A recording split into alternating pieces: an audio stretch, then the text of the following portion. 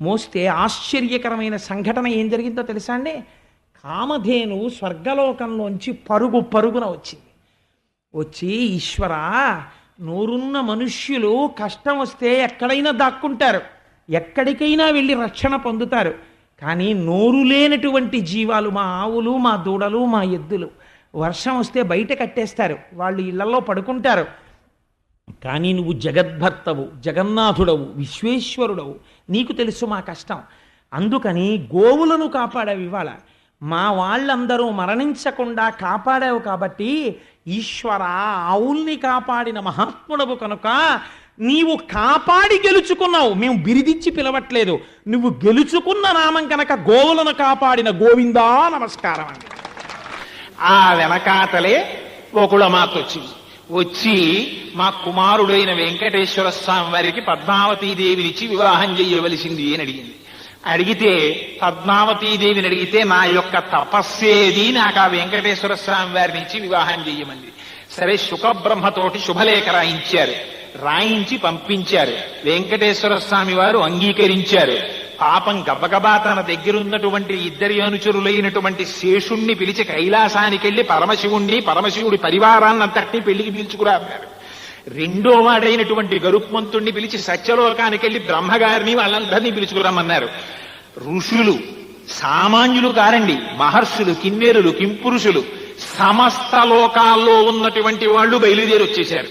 మొత్తం 7 కొండలు నిండిపోయాయి వచ్చిన వాళ్లతో. అందరూ వచ్చేశారు, చక్కగా పెళ్లి కొడుకుని చేశారు. పక్కన లక్ష్మీదేవి ఒక్కతే లేదు. కొద్దిగా బాధ కలిగింది వెంకటేశ్వర స్వామి వారికి. కొల్హాపురంలో ఉండిపోయేది లక్ష్మీదేవి అని సూర్యుణ్ణి పిలిచి, ఉరే నాయన వెళ్ళి లక్ష్మీదేవిని తీసుకురారా అన్నారు. ఏం చెప్పమంటావు స్వామి, నీకు పెళ్ళవుతోందని పిలిస్తే ఆవిడ వస్తుందా?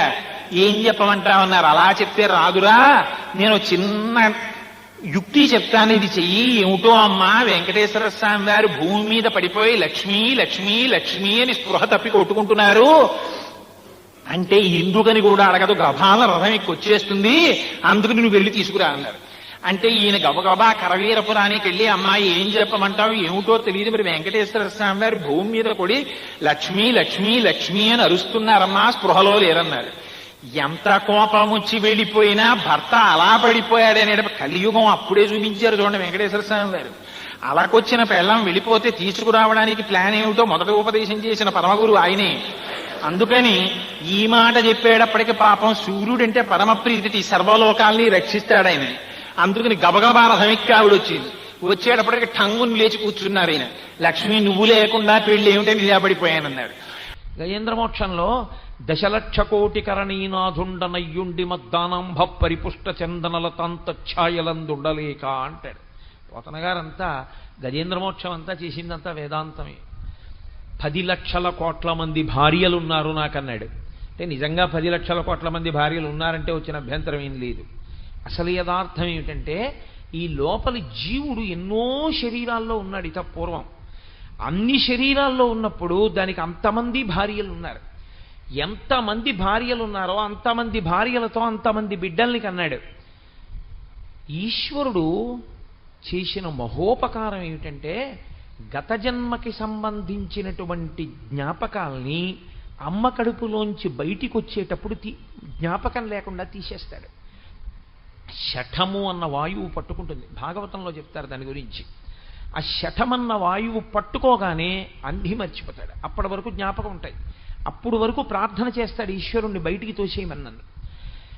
అయ్యో, నేను ఫలానా వారికి భర్తగా ఉన్నాను, ఫలానా వారికి భార్యగా ఉన్నాను, ఫలానా వారికి బిడ్డడుగా ఉన్నాను, వాళ్ళని నమ్ముకున్నంత చేశాను, చిట్ట చివరికి నాకు మిగిలిందేం లేదు, ఈశ్వరా నిన్ను చేరలేకపోయాను, ఇంకొక్కసారి శరీరం ఇయ్యి, అప్పుడు నేను ఈ శరీరం ఉంటే ఈ శరీరంతో నీ సేవ చేస్తాను.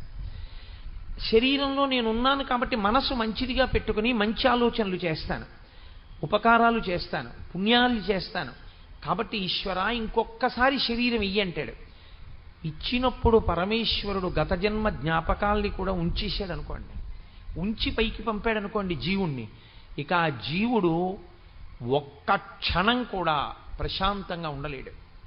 బయటికి వస్తూనే అతనికి ఒక జ్ఞాపకం ఉంటుంది, నా భార్య ఫలానా చోట ఉంది, గత జన్మలో భార్య, ఎప్పుడు అక్కడికి వెడదామా అని ఉంటుంది. నా కొడుకులు అక్కడ ఉన్నారు, వాళ్ళ యోగక్షేమాలు చూడాలనిపిస్తుంది. గతంలో కుక్కగా ఉండొచ్చు, కానీ ఆ కుక్కకు పుట్టిన పిల్లల మీద వ్యామోహం ఉంటుంది. ఓ పందిగా ఉండొచ్చు, ఆ పిల్లల మీద వ్యామోహం ఉంటుంది. ఇలా నీకు ఎన్ని జన్మల జ్ఞాపకాలు ఉంటాయో అంత పెద్ద సంసారం నీలో ఉంటుంది. ఆ సంసారంలో పడిపోవడం వల్ల కదా పాడైపోయావు. సంసారం అన్న మాట వేదాంతంలో బయట ఉండేది కాదు, లోపల ఉండేది. బాహ్యంలో అయితే సంసారం బయట ఉందంటాం, వేదాంతంలో సంసారం లోపల ఉంటుంది. అందుకే కాషాయానికి అర్థం ఏమిటంటే అన్నీ విడిచిపెట్టేయడం, ఎవ్వరితోనూ అనుబంధం ఉండకూడదు. అందుకే నకర్మణాన ప్రజాధనీన త్యాగేనైకే అమృతత్వమానసో పరిణనాకం నిహితం గుహాయాం విభ్రాజతే తద్యతయో విశంతి అంటుంది ఉపనిషత్. కాషాయం కట్టుకున్న వాళ్ళని చూస్తే ఆ మంత్రం చెప్పు అంటుంది. ఎందుచేత అంటే ఇంకా వాళ్ళకి త్యాగేనైకే అమృతత్వమానసో, ఇహ ఆయనకి కొడుకు లేదు, కూతురు లేదు, భార్య లేదు, భర్త లేదు, బిడ్డ లేరు, బంధువు లేరు, స్నేహితుడు లేడు, ఎవ్వరూ లేరు. ఆఖరికి శరీరమే నేను కాదు, అన్నీ విడిచిపెట్టేశాడు. అన్నీ విడిచిపెట్టేసిన వాడికి ఒక్కడికే కాషాయం. అన్నీ వదిలిపెట్టేస్తే అన్నిటితో సంబంధాన్ని విడిచిపెట్టి లోపల ఉన్న నేనుగా మాత్రమే మిగిలిపోయాను తప్ప నాకెవ్వరితో అనుబంధం లేదు. ఇక నేను అన్నయ్య అని పిలిపించుకునేది లేదు, ఏమండి అని పిలిపించుకునేది లేదు, నాన్నగారండి అని పిలిపించుకునేది లేదు. అలా నాన్నగారండి అని పిలవవలసినటువంటి వారికి నేను తండ్రిని పూర్వాశ్రమంలో అయినా ఇప్పుడు ఇక నేను ఒప్పుకోను. ఇది కట్టుకున్న నాడు నాకు మళ్ళీ రెండో జన్మ, నేను కొత్తగా పుట్టిన వాడితో సమానం కాబట్టి లేదు, నేను అన్నీ విడిచిపెట్టేశాను. విడిచిపెట్టడం అంటే ఇది విడిచిపెడితే మరి బుద్ధి ఎక్కడ పెట్టావు? సత్తయందు న్యాసం చేశాను, సత్తయందు బుద్ధిని నిక్షేపించాను, అందుకు నేను సన్యసించానంటాడు. అందుకే సనాతన ధర్మమునందు అంత పెద్ద మార్పు వస్తే ఇది విడిచి అది పట్టుకున్నాడు కాబట్టి కాషాయం కట్టుకుంటాడు. అది లేకుండా కట్టుకున్నాడు అనుకోండి చాలా దోషభూయిష్టం అయిపోతుంది. కాబట్టి ఈ సంసారం అనేటటువంటిది లోపలుంది తప్ప నిజానికి పైన లేదు. నేను ఇక్కడ కూర్చున్నా అయ్యో నా భార్య, అయ్యో నా భార్య, అయ్యో నా భార్య అని వెంపర్లాట నాకుంటే సంసారం ఇక్కడే ఉంది. నేను ఇంట్లో ఉన్నా ఇవన్నీ అనుబంధాలు, గతంలో నాకు ఎంతమంది భార్యలు, ఇప్పుడు ఒక భార్య అని నేను మోహమునకు గురికాని స్థితిని, అది నోటితో చెప్పడం కాదు. నేను ఇప్పుడు నోటితో చెప్పిన మాట చేత నేను ఆ స్థితిని పొందాను అని మీరు అనుకుంటే చాలా పొరపాటు. నేనే చెప్తున్నాను, నేను ఆ స్థితిని పొందినవాడను కాను, పొందడానికి ప్రయత్నం చేస్తున్న సాధకుడను మాత్రమే. అందుకే నాకు ఉద్వేగములు ఉంటాయి, నిజ జీవితంలో ఇంకా ఉద్వేగమునకు లోనవుతుంటాను, పరిశీలనం చేస్తూ ఉంటాను. అది ఎప్పుడో పండుతుంది. ఆ పండిన నాడు నేను సాధన యందు చేరవలసిన స్థాయిని చేరిన వాడనవుతాను. అందుకే వేదాంతం మనసుని పట్టుకోవలసిందే కానీ వేదాంతం తాత్పర్యంగా నేర్చుకునేది కాదు. కాబట్టి సంసారమన్నది నీ లోపలున్నది, దానివల్ల పాడైపోయావు గత జన్మలలో. ఇప్పుడు మళ్ళీ నీకు సంసారం పెట్టడం అంటే గతంలో ఉన్న జ్ఞాపకాలన్నీ పెట్టడమే. ఏ శరీరం వదిలిపెట్టావో నీకు ఈశ్వరుడు జ్ఞాపకం ఉంచేశాడనుకో, ఉత్తర క్షణం ఈశ్వరుడు నిన్ను పుట్టిస్తూనే మళ్ళీ సంసారం అన్న రొంపిలో ముంచి పుట్టించాడు. ఇక నువ్వేం ఉద్ధరణ పొందుతావు? నువ్వు కొత్తగా కల్పించుకుంటున్న అనుబంధముల నుండే వినిర్ముక్తం కాలేకపోతున్నావు. గత జన్మలలో ఉన్న అనుబంధాలు కూడా నీకు జ్ఞాపకం ఉండిపోతే జీవుడిగా ఇక నువ్వు పైకొస్తావా? ఈ జన్మలో నువ్వు కోటీశ్వరుడవైనా, నీకు ఒక్కతే కూతురైనా, గత జన్మలలో నీకున్న 16 మంది ఆడపిల్లల్లో 80 ఇంకా పెళ్ళవకుండా నువ్వు వెళ్ళిపోయి ఉండుంటే ఇప్పుడు ఇక్కడ పుట్టిన పిల్ల కన్నా అక్కడ ఉండిపోయిన 80 పిల్లల పెళ్ళిళ్ళ గురించి ఆలోచిస్తావు. ఇప్పుడు సంసారం పెరిగిందా, సంసారం తరిగిందా, పైకే వస్తావు నువ్వు, ఇక రాలేవు, కుదరదు. ఈశ్వరుడు శరీరాన్ని ఇచ్చేది దేనికి ఇస్తాడంటే, ప్రత్యేకించి మనుష్య శరీరాన్ని దేనికి ఇస్తాడంటే ఉద్ధరణ కొరకిస్తాడు. నువ్వు దీన్ని తెప్పగా వాడుకుని పైకి రారా అని ఇస్తాడు.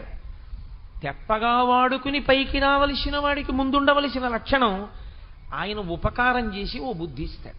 ఏమిటో తెలుసా అండి? గత సంసార వాసనలు నీకు జ్ఞాపకం లేకుండా చేస్తాను. కాబట్టి ఇప్పుడు జీవుడు ఏ శరీరం వదిలిపెట్టాడో జ్ఞాపకం ఉండకూడదు. అందుకే కడుపులో ఉన్నంతసేపు జ్ఞాపకం ఉంచుతాడు. ఎందుకు ఉంచుతాడో తెలుసా అండి? అది నరకం. ఆ నరకాన్ని అనుభవిస్తున్నప్పుడు బాధపడతాడు. ఇందువల్ల కదా మళ్ళీ పుడుతున్నాను.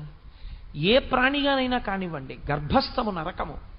ఆ కటిక చీకటి కన్ను పొడుచుకుంటే కనపడదు. అందుకే 2 రంధ్రములు అంటారు. 11 రంధ్రములు శరీరం మనకు ఉంటాయి.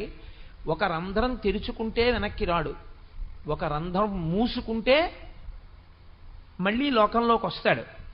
నాభీరంధ్రం తెరుచుకుని ఉన్నంతసేపు అమ్మ కడుపులో అమ్మ తిన్నది తన శరీరంలోకి ఎడుతూ ఉంటుంది. బయటికి వచ్చేసిన తర్వాత నాభి కోసేస్తే నాభీరంధ్రం మూతపడిపోతుంది. ఇంకా నాభిలోంచి ఏది శరీరంలోకి వెళ్ళదు. నాభి మూతపడిపోయి ఉండిపోతే బొడ్డు ఊడిపోయిందంటారు. మూత పడిపోయింది అనుకోండి నాభీరంధ్రం, ఇక అందులోంచి వెళ్ళేది లేదు, అంటే శరీరాన్ని పొందడం పూర్తయిపోయిందని గుర్తు. మళ్ళీ బయటికి వెళ్ళిపోయేటప్పుడు ఈ శరీరంలోంచి గొప్ప సాధన చేసినవాడు ఇక రాడని గుర్తు ఏమిటంటే ఆఖరి సమయంలో, ప్రాణోత్క్రమణం అయ్యే సమయంలో నిర్భయంగా ఇన్నిసార్లు శరీరాలు విడిచిపెట్టి శరీరాలు పొందాను, ఇక నేను శరీరాన్ని పొందను, నాకొద్దు అని పరమేశ్వరుణ్ణి ధ్యానం చేస్తూ మనసు ఈశ్వరుని యందు నిలబెడతాడు. ఆ నిలబెట్టిన కారణం చేత ఈ శరీరము పడిపోతున్నా తాను సాక్షిగా నిలబడతాడు. అలా సాక్షిగా నిలబడిన వాడెవరో వాడు మాత్రమే వెళ్ళే ద్వారం ఒకటి ఉంటుంది. అలా యోగమునందు వెళ్ళిపోయాడని గుర్తేమిటంటే ఊర్ధ్వముఖ చలనము చేసి బ్రహ్మరంధ్రమును భేదించుకుని పైకెడతాడు. ఇక్కడ చిట్లుతుంది. ఇక్కడ చిట్లి వెళ్ళిపోయాడు అంటే యోగమునందు వెళ్ళిపోయాడు అని గుర్తు. భగవద్గీత ప్రత్యేకించి సాంఖ్యయోగం అంతా కూడా యోగము యొక్క వైభవాన్నే మాట్లాడతాడు ఆయన. యోగము ధర్మముతో కలుస్తుంది. సరే, నేను అది ఎక్కడ అవసరమో అక్కడ దాని గురించి నేను మనవి చేసే ప్రయత్నం చేస్తాను. అసలు చలమున బుద్ధిమంతులకు సాధులు నా హృదయంబులీల దొంగిలి కొనిపోవు చుందుర కిల్బిష భక్తి లతాచయంబులన్ నిలువగబట్టి కట్టుదురునే నిరుపుతో మదకుంభికైవడిన్ వలలకు చిక్కి భక్తజనవత్సలతం చనుచుందు తాపసా. ఈ పద్యాలు విని తీరాలి అంబరీషోపాఖ్యానంలో. ఈయన అడగనివన్నీ ఈయన చెప్తున్నాడు. నాకు బలహీనత ఉందయ్యా, ఏనుగుని తీగలన్నీ పీకి తాడు చేసి పెద్ద ఏనుగుని కట్టేసినట్టు నన్ను ఇలా నిలువునా నిలబెట్టేసి తాళ్లతో కట్టి లక్ష్మీదేవి ఉందని కూడా చూడకుండా నన్ను ఎత్తుకుపోగలిగిన వాళ్ళు కొంతమంది ఉన్నారు. వాళ్ళు నా మహాభక్తులు. వాళ్ళు నన్నే తలుచుకుంటూ ఉంటారు.